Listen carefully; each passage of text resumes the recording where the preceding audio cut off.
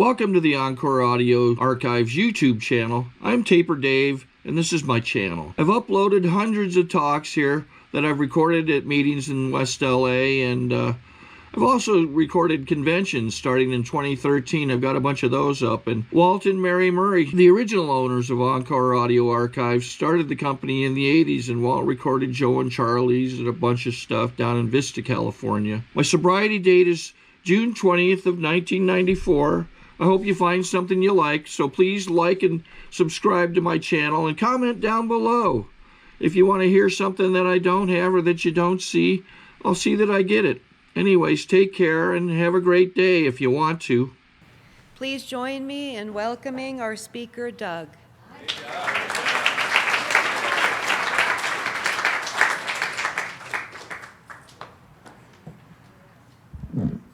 Hi, everybody. My name's Doug Rowell. I'm a grateful alcoholic. Yeah, I'm grateful to be an alcoholic, and I'm grateful to be a member of Alcoholics Anonymous.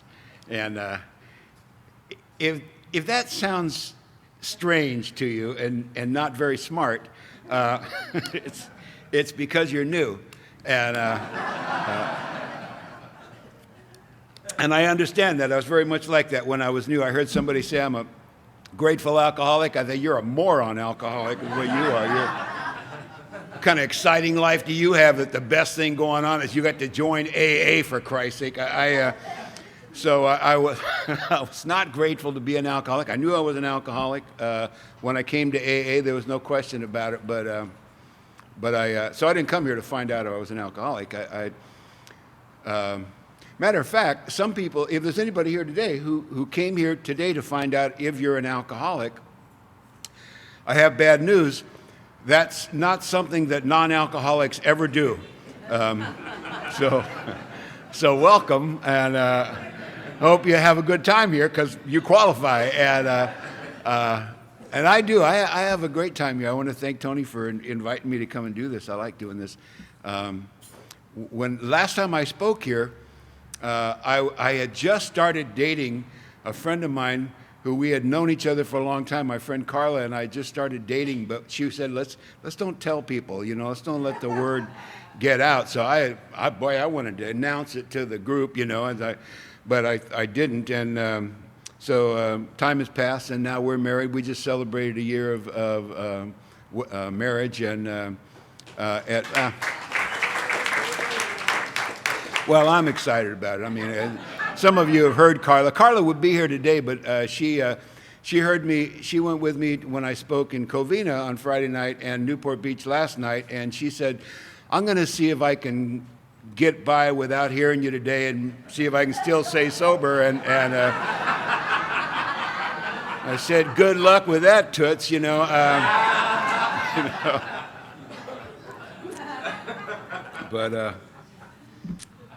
But she said, if I see anyone who knows her, send her love. And also, last time I was here, that same day, there was 9 birthdays. I think they had about 250 years of sobriety. My friend Chris Wicks took a 40-year cake at that meeting, and she just passed this week, and time moves on, And I understand we have 14 birthdays today. So I'm going to try to make this real quick. Anyway, so I drank a lot, and then I got... I had a friend who got sober in AA. I had a couple of friends who did, but one of them in particular, she was a friend of mine that we used to date, and then we stopped dating, but we stayed friends, and we drank and used together. And when I say used, I'm talking about illegal drugs. I want to make it clear, Alcoholics Anonymous is not a program of curing drug addiction. If you happen to be an alcoholic like I am, who also had a drug addiction problem, you might find some help here. It might help you.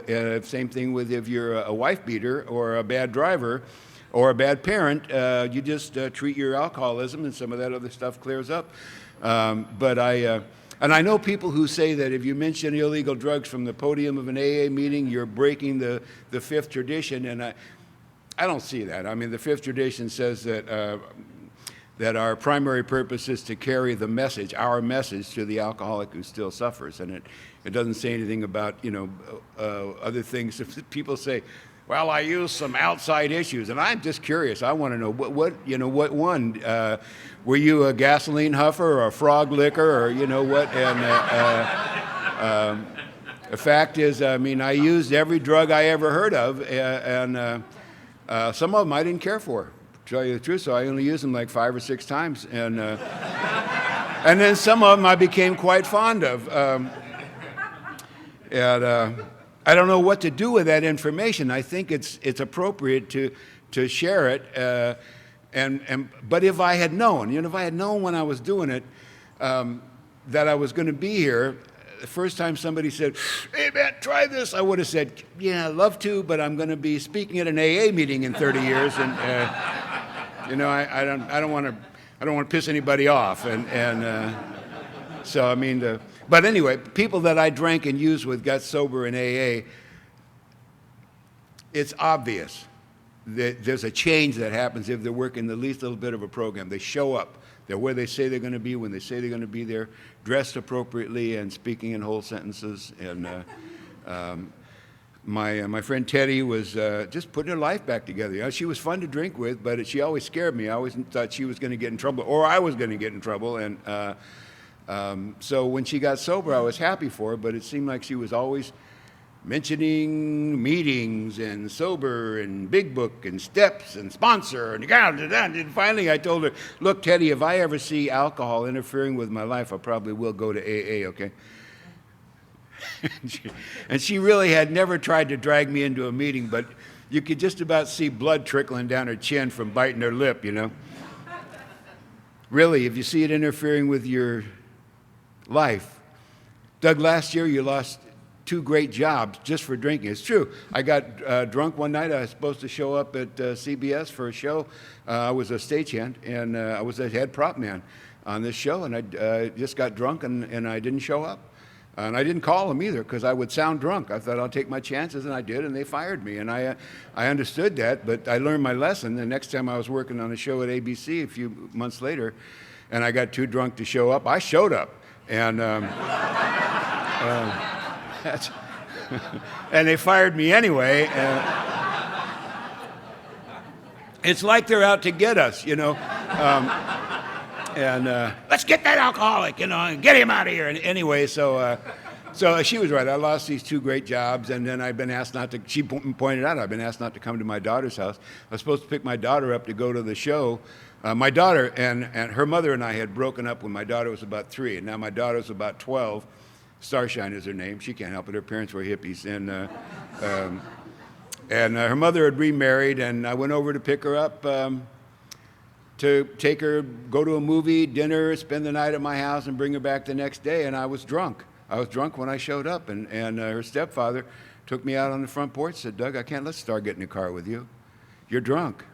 And I mean, there's no point in saying I'm not drunk. By the way, if you're new in here, if somebody says to you, "Have you been drinking?" they already know the answer, So you can save a lot of time.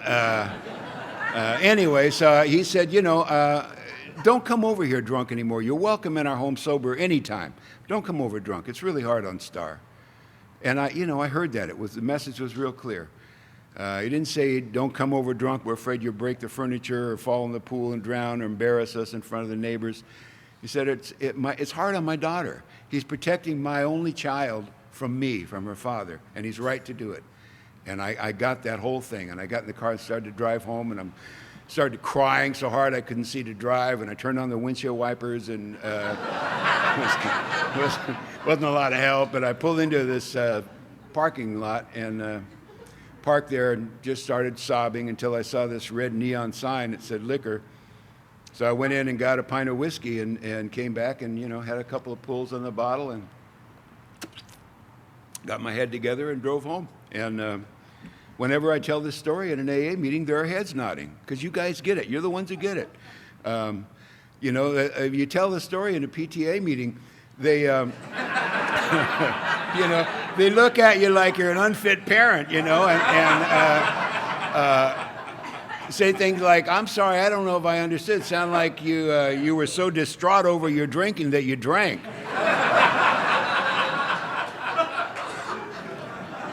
Well, that's one way to put it. It's accurate, but the fact is, at that point, I only had 2 choices. I was so distraught over my drinking that I had 2 choices. One was to drink, and the other was to stop drinking. I mean, really, that's all there is. And stop drinking wasn't even on the shelf. It's not even something I considered. I didn't even know I could. It never occurred to me that I should.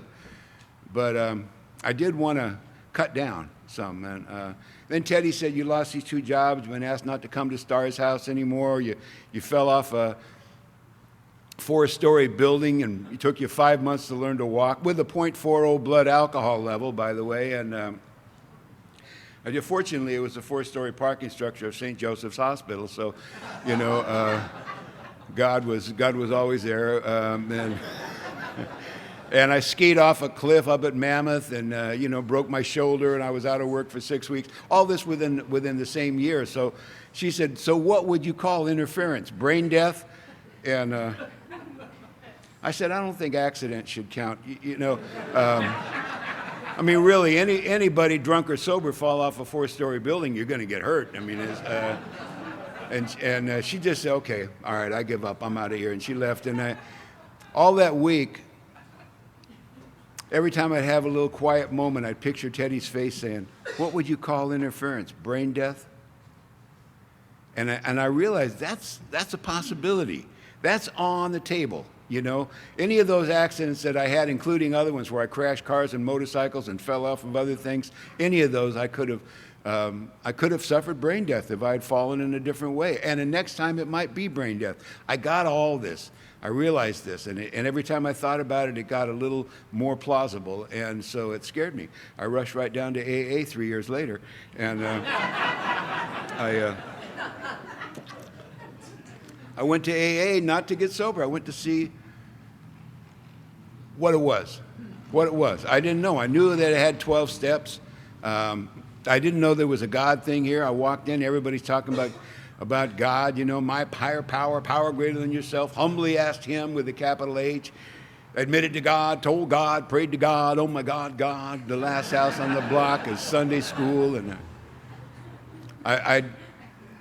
it caught me by surprise. I was at a meeting in Lake Charles, Louisiana one time, and it was I was there for a conference, but we went to a local meeting, and in Lake Charles, about, I don't know, 40% of the people talk with that Cajun dialect. It's beautiful to listen to the language of the heart in that dialect.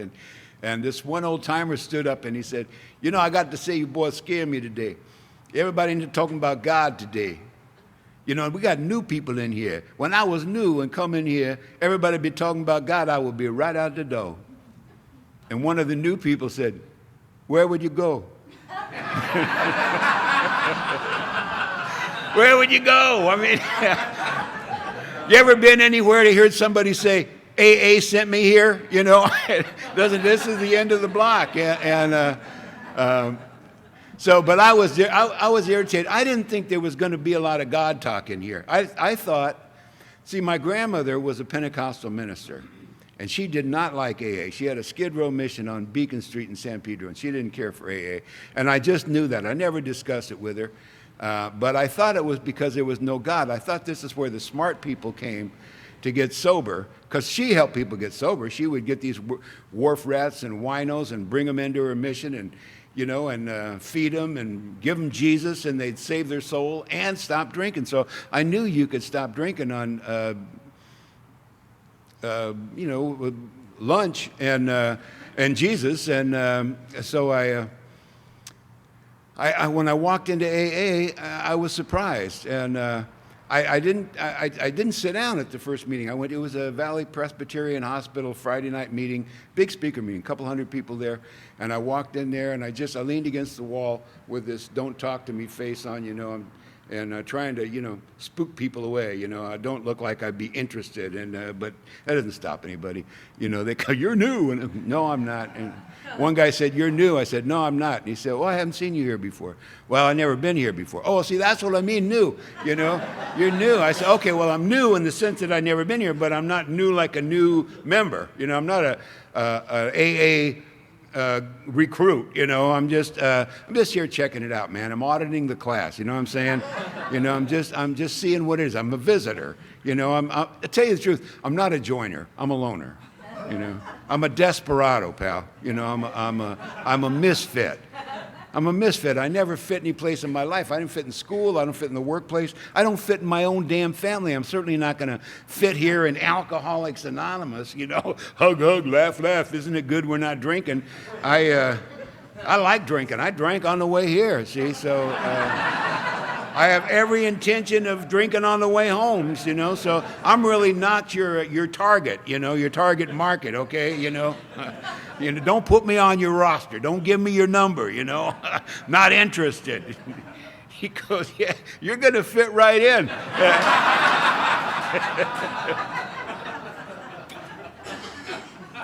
said, well, the guy's an idiot, you know. I mean, he was right. But I was hoping that I could take 2 or 3 of these 12 steps and apply them to my seriously cutting down. And then I could, even if I had to actually stop drinking for maybe a month or even 2 and get a handle on my drinking, you know, get a philosophical rebirth about my drinking, and then I could have a cold beer on a hot day, like people do. A little wine with a steak, you know. I'll have the 12-ounce porterhouse, please, and a dry red. Would you have a Beaujolais or a Pinot Noir? What your Petite Syrah do you have, you know? So that, or a margarita with a Mexican meal, a little sake with my sushi, or you know, sometimes get a 5th of whiskey and chug it down and have an inappropriate experience, but just not all the time. And so I wanted to get a handle on it, and I just thought that's the kind of alcoholic that I was. So they started the meeting, and they had a birthday that night, I remember. The secretary said, we have a birthday for Ruth for 18 years. And everybody said, woo, yay, Ruth. And I said, hey, they celebrate birthdays. I'm looking around for Ruth, some 18-year-old tiny hiney. And Ruth gets up. She's walking up. I don't know if you knew that Valley Presbyterian meeting, there was a proscenium stage up there where they had the podium, and they had a piano up there with a sheet over it. And Ruth starts walking up she's the only one standing and walking. I know that's got to be Ruth, you know, and the woman's 50 if she's a day. And I first thought, God damn, if she's 18, she should stop drinking. And, you know, so... But then I realized she didn't look bad. I mean, she didn't look like she just crawled out of the gutter. She looked good. She looked happy and dressed up, you know, coiffed and made up. And I thought, okay, she is 50 or more. I don't know. But, you know, she looked whipped for a teenager, but she looked good for 50. And she got up to and then everybody started singing. I didn't know you had a choir here. People were saying, happy birthday, and like 200 people singing happy birthday in 4 different keys at the same time. I thought, oh, man. I have a musical background, you know, and so I was just a little put off by this. Many of them were not even committed to the key they started in, and they had a piano on stage, and I thought somebody in this room can play Happy Birthday on the piano. It's a 3-chord song. I could do it. And I'm a guitarist, but maybe I should. Maybe I run up there, hold it, folks. Here I come to save the day, you know, and just get everybody in the same key. And then I thought, no, everybody that talked to me, I said I wasn't staying, I wasn't interested, I'm going home, don't talk to me, so I got no lines in this show. So, I just said it's a short song, I can handle it. And there was another guy who was also standing up. I thought we were like the cool section, you know. We're standing up. We're too cool to even sit down in an AA meeting. And we would nod to each other once in a while. This guy was singing. So I don't know why he's singing, but I'm by myself. And then Ruth says, I want you to know that over these last 18 years of sobriety, I've attended a meeting of Alcoholics Anonymous every single day. And it seemed like everybody was real impressed. I'm in shock. I'm like, every day for 18 years, you know, really, you're a little slow, aren't you, Ruth? You know, just a little slow. Maybe not the sharpest knife in the drawer. And I looked over at the other cool guy, who now I know is not cool, because he's heading over to me with his hand out like we do, you know, and that Sunbeam for Jesus smile. And he takes my hand in both hands. He said, I'll tell you what.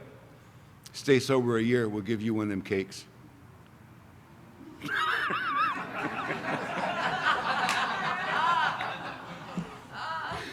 Really? Don't drink for a year and I get a cake. Because I knew, I could tell this guy either valued cake a lot more than I did, or he just didn't have the same relationship with ethyl alcohol, you know. But I knew he meant well, and I told him, you know, I'm not much of a pastry eater, really.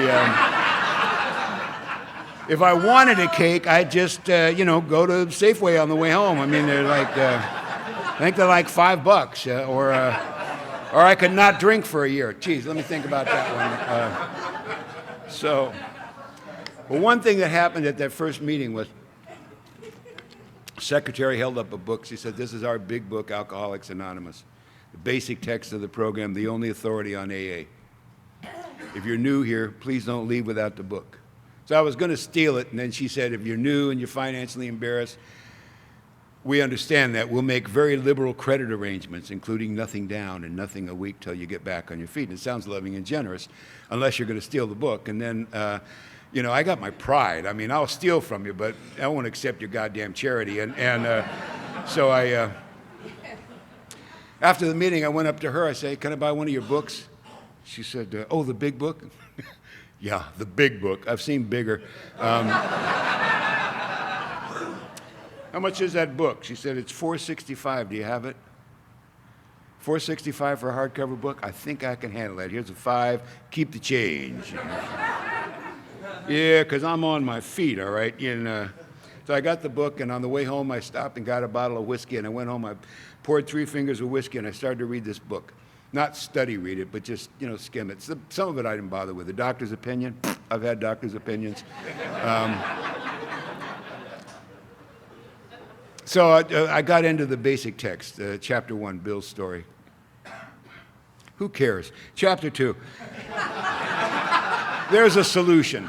That's a sales pitch. "Young man, there's a solution to your problem. The 12 steps of Alcoholics Anonymous will give you a life beyond your wildest drunken dreams."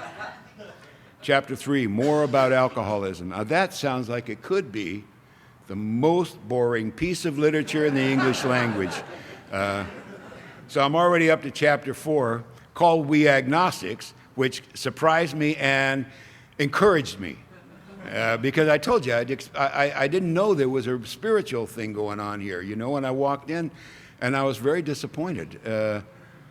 So now I'm reading, I got this book, and it's got this chapter called We Agnostics. So I poured another 3 fingers, and I drank that while I was reading this chapter. And I finished, I thought, I have absolutely no idea what I just read. Did it ever happen to you? So I poured some more whiskey, and I read it again. And I'm like, what happened was, it wasn't saying what I thought it should say, so I'm going, yeah, whatever. Where's the stuff about the smart people getting sober without God? And it's not in there, so I had to read it about 5 times with a glass of whiskey in between each one, you know. And finally, I got slowed down and to focus on the black part. And there's some stuff in that chapter. I love that chapter, but there's a sentence in there that finally jumped out at me, and it's pretty subtle. I'm not surprised that it didn't originally, but it's incredibly significant. It says, "We found that God doesn't make too hard terms on those who seek Him." And I never heard that before. My grandmother's Pentecostal church didn't say that. No religion that I knew about said that to me. My grandmother's church would say, "You know, Doug," they call me Doug, Doug.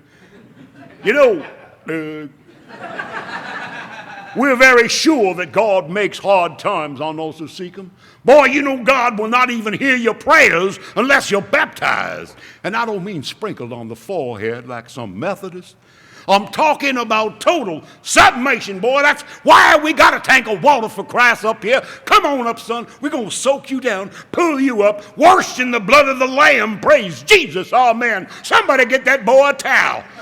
And, you know, and I'm like, I'm 14. I'm going, "Yeah, I don't think so." You know, it just was a little scary to me. And I'm a little self-obsessed. I thought maybe she told him I touched myself. I don't think she'd let them drown me, but on the other hand, maybe they're going to send my ass to Jesus for my own good. I don't know, you know. Yeah, we're going to miss that boy's guitar playing around here, but at least he don't have to abuse himself no more. And I told him, I'm not getting in that tank. I got brand new Levi's on, shrink to fit, you know, shrink to fit. So I couldn't ride my bike home, so see ya. But I mean, it wasn't just Pentecostals. My girlfriend was a Catholic. She had to go to confession, communion, confirmation, a bunch of other cons to discover how many Hail Marys and Our Fathers would cleanse her soul of the various kinds of sins. Because I know we got Catholics in here, and you verify what I say. They don't have sin in the Catholic Church. They got them categorized: venial, menial, cardinal, mortal. Some of them you don't even have to do them if you think about them. Express way to hell, buddy. So really, I was not interested in that. My friend Michael was an Orthodox Jew. He had to wear spit curls to school, which I just, oh man, I go to his house, and I go to his house for dinner. His mother says, "Doug, welcome to our home. It's an honor to have you. Would you like to join us in some wine and holla?" Some what? She said, "Would you like to join the family in some wine and holla?" I said, "Well, I'll have some wine. I'm not much of a pastry eater, and then there were Buddhists and Hindus and Muslims. Oh my. But this big book the secretary had said was the only authority on AA, it's got a sentence that jumps out of the page. It says, "We found that God doesn't make too hard terms on those who seek him." It says before that, you don't have to consider anybody's concept of God. What? I never heard anything like that. Find a concept of your own, and that seems to be okay with the Creator. I didn't have an epiphany when I read that, but I went back to AA, and I started going regular, 5 or 6 times a week at least, and I started raising my hand as a newcomer. I got tired of raising my hand as a newcomer, and I took a 30-day chip, But I mean, the first 8 months in AA, I didn't have a home group or a sponsor. I didn't believe in God. I didn't have a commitment. I didn't take the steps. I was drinking every day. I mean, other than that stuff, I had a pretty good program, but all I did right was keep coming back. And what happened to me was that after about 8 months of this, doing everything wrong, I mean, taking bogus chips, I had 4 different sobriety dates in 4 different groups. And, I'm not recommending this as a program of recovery. It's just what I did. And I'm fortunate that doing that, I was able to stick around long enough to actually get the message, and apply it to my life. But I came home from one meeting one night, and I like I did often with a fifth of whiskey, and I laid on the floor and turned on the TV and watched TV and drank whiskey till I passed out. And that's usually what happened. And I woke up about 3 a.m., bottle was half full. I turned off the TV, and I got my bottle and crawled on my hands and knees through the living room, through the hallway, into the bedroom, which some people would call pitiful and incomprehensible demoralization. I guess I just called it going to bed. Actually, the first time I thought of it, it seemed brilliant to me. Hey, you can't fall off the floor. And so I got into my room, and I stood up to get undressed, and I fell. I just stood up, and my knees buckled, and I fell on my knees and spilled this whiskey all over the bed and picked up the bottle, and there was a little left in there, but most of it was in the bedspread. So I'm on my knees, and I grabbed this bedspread and started sucking the whiskey out of it. I don't know if I made it clear that's where the whiskey was. And a voice in my head said, "Hey, man, that ain't right."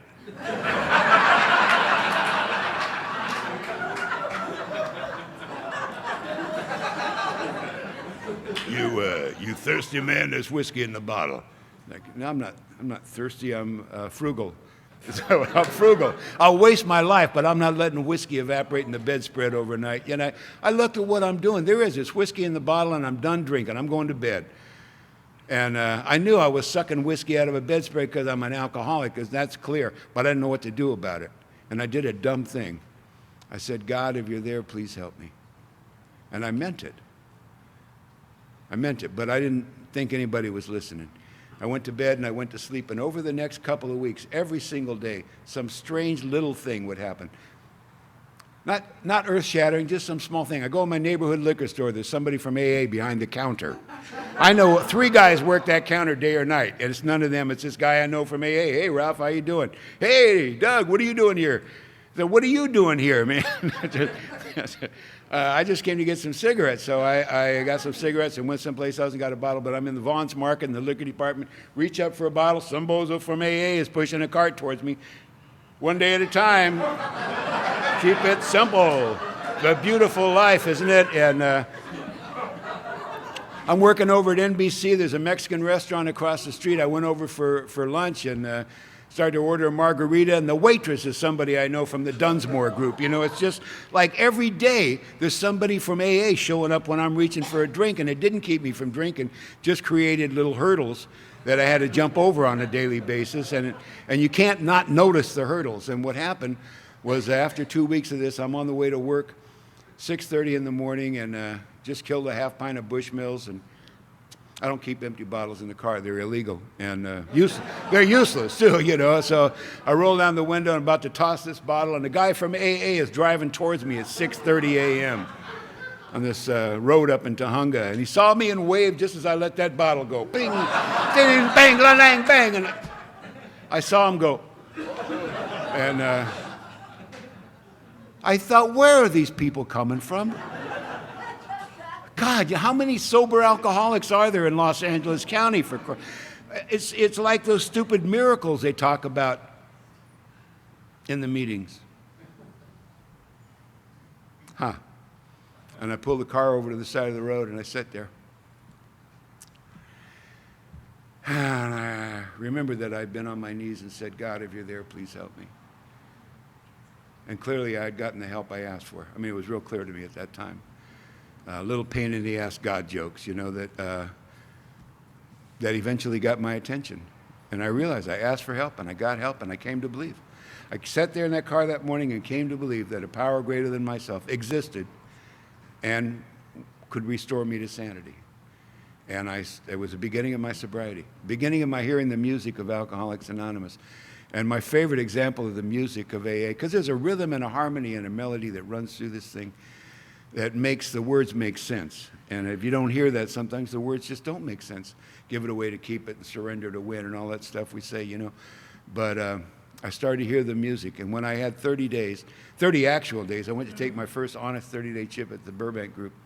And I got up and I said, my name's Doug, I'm an alcoholic. And they said, hi, Doug. And I took my chip and I felt like an AA member. And I understand that I was a member before I felt like one. Maybe before I quit drinking. But at that moment, I felt like an AA member, and I haven't not felt like an AA member since. And at the coffee break, guy came up and said, hey, congratulations on 30 days. I said, thanks. He said, you know what the secret is? I said, don't drink. He said, no, that's not it. We don't drink here. But the secret is, hang on. Hang on, man. Can you do that? I said, that's what I've been doing. He said, keep doing that. You'll be all right. You get 30 days and they tell you the secret. You know, now I'm looking for a sponsee. You know, it's like I want to help somebody. And before I could find a victim, there was a guy at the Burbank group, a man named Jim Baker. He's passed on about 7 or 8 years ago. But he was a fixture at the Burbank group in 87. And he was a Southern-born, glad-handed, backslapping alcoholic. He wore a straw fedora and suspenders, and he came up and he said, son, congratulations on that 30 days. I said, thanks. He said, you know what the secret is? I said, yeah, hang on. He said, no, let go.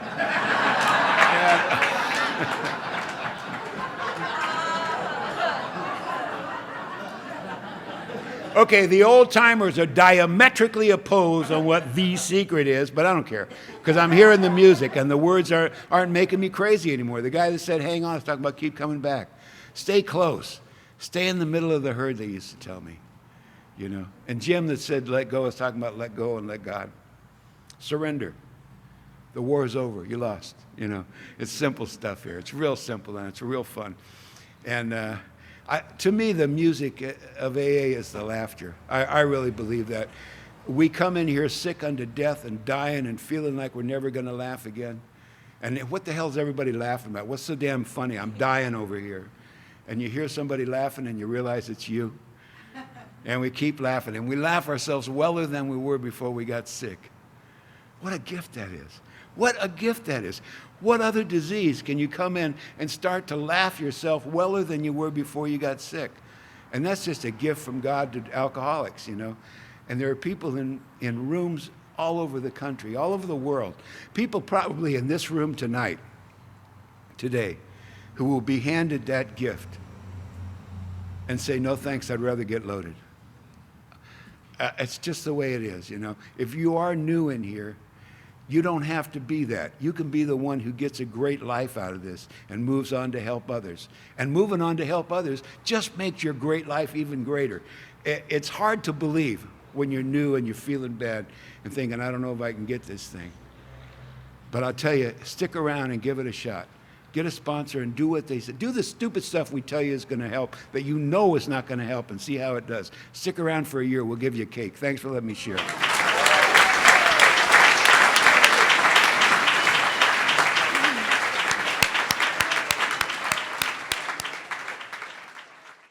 I think we got a great talk going on here. Thanks for watching the channel. Taper Dave here.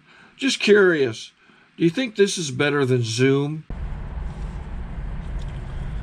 Okay, this is how I prepare my drone for launching. I like to do it inside the cab of my truck so I'm not standing outside in the weather. To install the joysticks for control, up and down, right and left, powered on. I have an Android phone that I use to connect it to the drone with, and it's actually controlled through the iPhone, through an app. Oops, wrong way. It's actually controlled through the iPhone, or through this Android phone, through the app. It's actually controlled through the Android phone through an app, and you connect it through this short connection right here.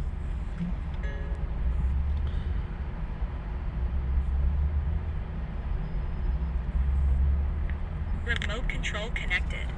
Remote control is connected. So I pull out the drone. I have to extend the legs.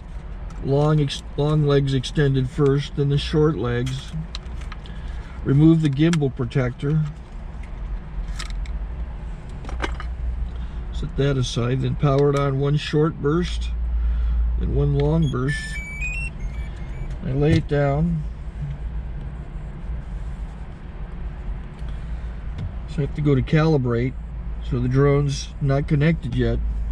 It shows you here as this drone gets disconnected, even though the remote's powered on. So the drone has to establish it's connected. So I go into the app to calibration mode. First I'll calibrate the remote controller. Start calibration. Out, in, oop, out, in, up, down, and then this little wheel is to control the gimbal.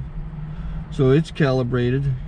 Go to gimbal calibration, start calibration, and then it calibrates the gimbal. I don't know if that shows up. The gimbal's moving all over the place. Changes, you can see it on the video. And I'm calibrated to take off. It's acquired 7 satellites at the moment. There are 26 satellites up in the sky, which it has to acquire before you can take off. So it's connected. It's got enough satellites. This is white.